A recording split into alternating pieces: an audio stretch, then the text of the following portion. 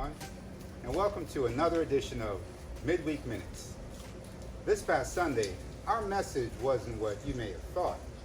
We paused our study in the book of 1 Peter, and we had a message entitled Thought Life.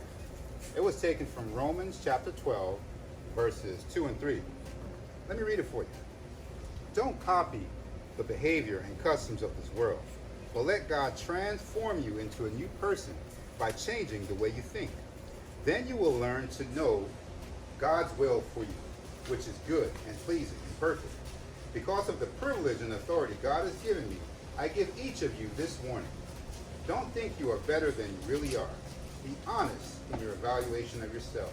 Measure yourself by the faith God has given you. Again, the title of the message was Thought Life. Now, you may have your thoughts elsewhere right now because you see this puppy running around. But one thing I've learned from these puppies is that they live in the moment. We can sometimes find ourselves thinking about what happened a few days ago or what is going to come up pretty soon. But we really only have the here and now. One of our points from Sunday was God will transform you if you allow him to. Now that transformation only takes place if we live in the moment, like these puppies.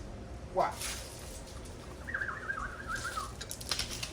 They're focused on what's going on right now. They're not worrying about paying the bill or that trip they may be going on. You know, one of the things that our kids would look forward to every year is the end of the year school trip.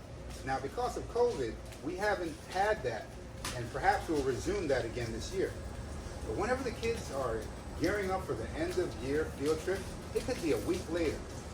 My son has his clothes laid out.